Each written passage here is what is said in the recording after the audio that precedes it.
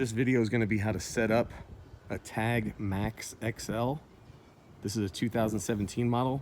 I'm just going to show you how to set it up, get yourself ready for the night, and then I'll touch on a couple of the features that are unique to this model. This is a pretty standard hookup here. They come with a 2-inch ball and a 7-pin hookup. There's videos all over YouTube on how to hook these up. I'll put one in the comment section. But something I want to reinforce is to make sure you use, this is the pin that comes with the wheel. So when you take this wheel off, it's the same pin, and you're going to put it in there. And you make sure you have it all the way down. Not like this, all the way down. And then for any slack, you can wrap this cord, but you don't want to leave yourself so tight that you can't make a turn. So as long as you can get a turn out of that, that's pretty good. And the other thing is, even though you're plugged in, the lights don't come on unless the tow vehicle's lights are on. So once you hit them, you see that. Okay, on the passenger side down here, doesn't come with a spare, but I put one in. Regular lug nut lowers it, just like a pickup truck. Now that I've got my wheel on and my tires chalked, I usually keep those chalks in this battery box or in the back of the tow vehicle. And then you want to adjust the tires so that you're nice and level, because you don't want to sleep on a slope. Now we're going to put down the stabilizers using this iron. I leave it under the fridge in the back because that's where it was when I bought it, so I just keep it there.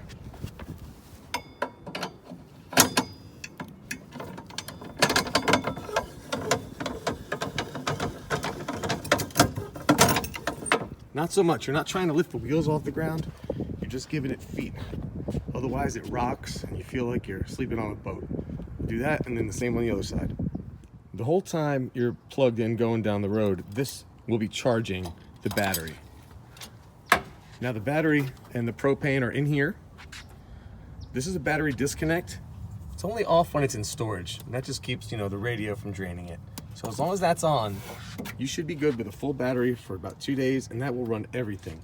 The only things that don't run on the battery are the air conditioner and the microwave. Yes, there's an air conditioner and a microwave, but the refrigerator and all the lights and the TV should be just fine. Now, if you're at your camping spot, this is going to be where your water is, and this is going to be your power. So if you do have those hookups, keep in mind that it's on your driver's side. Now we'll get in here and we'll talk about all this fun stuff in a minute. But there's storage under the bed on each side, and on my driver's side is where I keep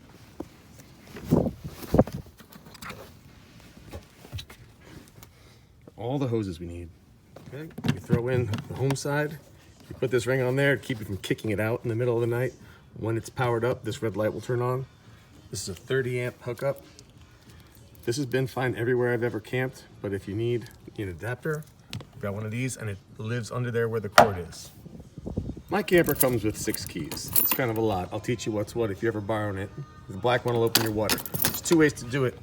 This is going to be for a 5-gallon reservoir. If you're dry camping or boondocking, you can take the water with you. I'd never like to drive with water in there, so I drain that. If you want to use the city water at a campsite that has the plugins, that's fine, but it comes out a little faster than we can do. You see it's max 50. So you've got this regulator. Never plug in without this regulator. Okay, we've got the water and the power connected. Got this little mat that I keep under the mattress with them because it'll keep me from tripping in the middle of the night. Now when you look under here, you've got 2 things. This will be the drain for the reservoir if you fill up with water.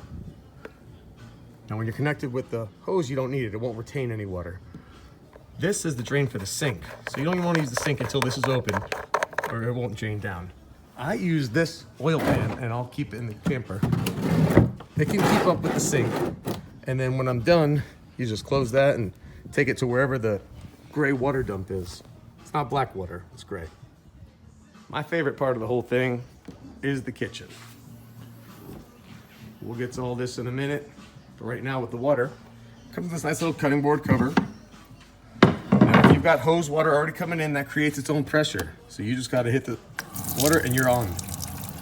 And you'll see it drain like I mentioned. Now if you were using this one and you had your own 5 gallons in there, you need to hit this water pump before, but we don't need that today. Onto the refrigerator / freezer. Here's the iron for the stabilizers I was talking about earlier. So it just pulls out. Now, it can be a fridge or a freezer. It's up to you. You know, for a fridge, you're talking about 40 or more. But if you brought your own cooler and you want to use it for ice cream or frozen foods, you could easily do that. If it's having a hard time keeping up, you can raise the level. So here's power. I've been running on 2, but you know, if it was a hot or demanding day or I kept reaching in it, I might crank it up to the level 3. And when you get in there, it's pretty simple. The dividers come out, this cage comes out, whatever you need. And then to get it in, it'll hold itself there, but you got to press both of these at the same time. One down and then it'll go in. Moving on to the galley.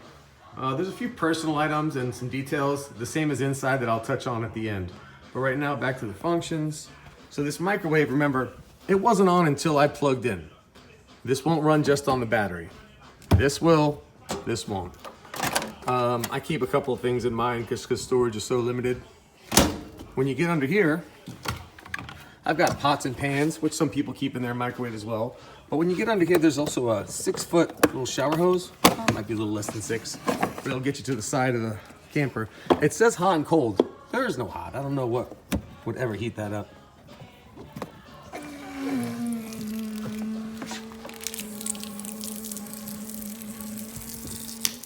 I did learn one time that when you put it away, if you don't have it locked in there, you can close the door on this handle and make a big mess. All right, we're back up front of the battery box. I just turned the propane on because we're gonna cook.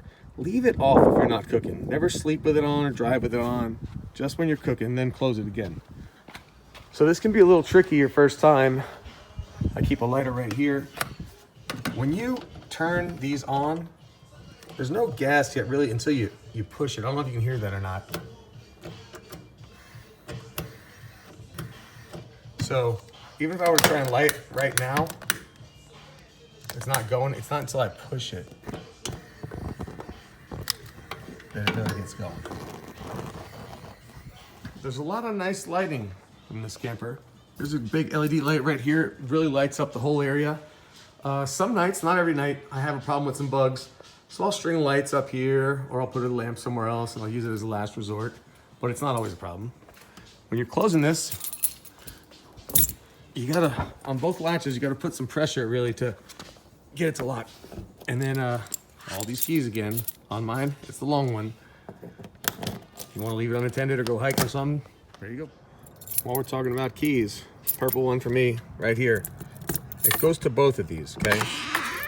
You can either lock the handle, or there's a deadbolt that goes from the inside. And that's these two locks, but it's the same key. So you can like lock yourself in the camper once you're inside.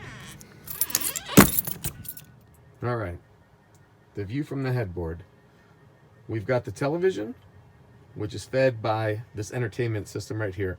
It has the DVD players, it has HDMI inputs, auxiliary inputs. It also runs just the AM, FM radio. The speakers are above your head. We've got 2 USB plug-ins right there, a 12 volt and then 2 regular plugs. That's just the fuse box right there. There's 3 windows inside, and they can all open up with these latches and stay suspended open. They come with blackout from the bottom or from the top. It's screen and shade if you want to open the windows and stay bug-free. You've got a fire extinguisher, fire alarm, carbon monoxide detector. You've got these little lights right here. They start out blue, or if you hold it, right. Keep the remotes right there. A couple cup holders, it's real nice. And then behind the headboard, there's storage, which for me, I keep extra blankets. So the air conditioner, which has to be plugged in to work just like the microwave, you can run it anytime. I like to start low and work my way up high. I let it run on the low for about 3 minutes to get it ready. If you're gonna run it during the day with all the windows closed, it's important that you keep this AC fan on to get out the carbon monoxide. You never wanna sleep with all the windows closed.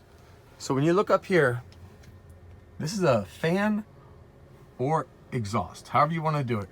You can see right now, looking up at it, there's a lock. So you open that lock, and then you twist this open. You can see it opening there, and you can see it opening here as I do it.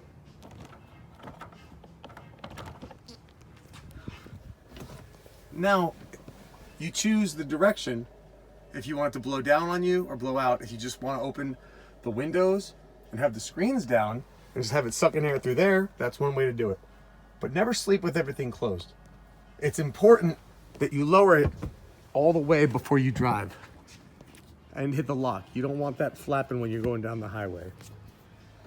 A couple options for TV are, of course, DVDs. I keep a few in here. I also have a old school Nintendo and an HDMI cord. No matter what you want to plug in, as far as HDMI, that's on the bottom side of the television.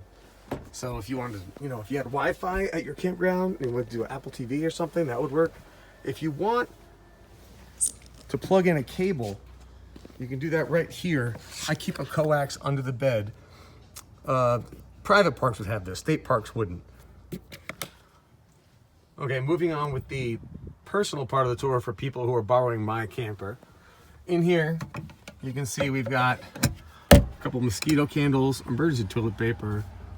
There's some auxiliary cords in here, deck of cards, some batteries, backup flashlight.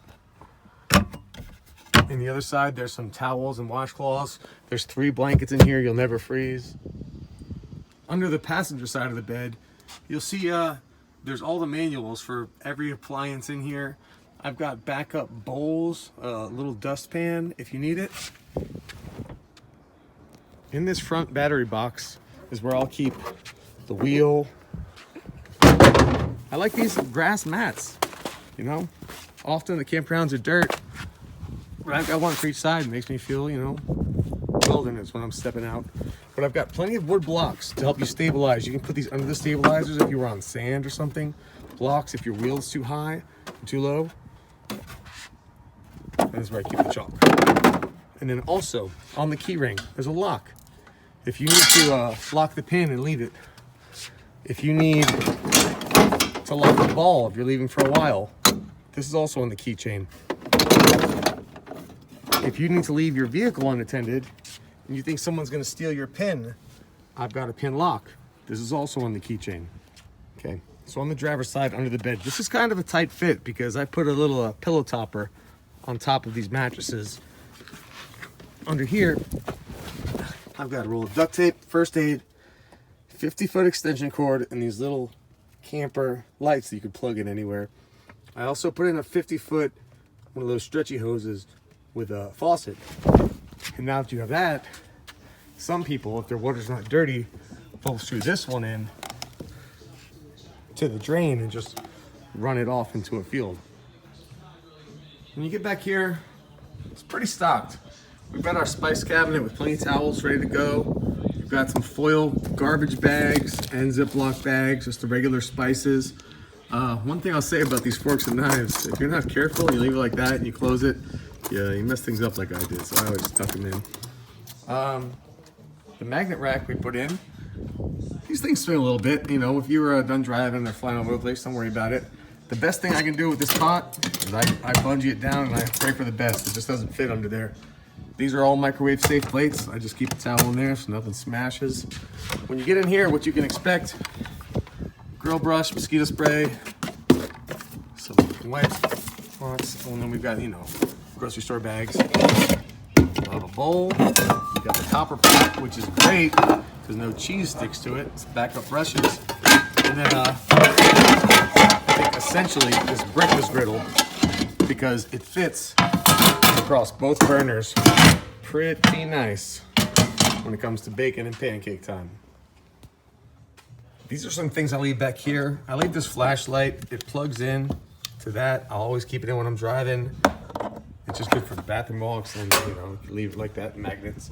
This I keep plugged in just because it gives me a reading on the battery, lets me know how I'm doing, and then it gives me those 2 HDMIs. This is a Luminoodle. If you have some sort of a backup USB charger, bring it. It'll keep this going all night and it's great for hanging over your picnic table.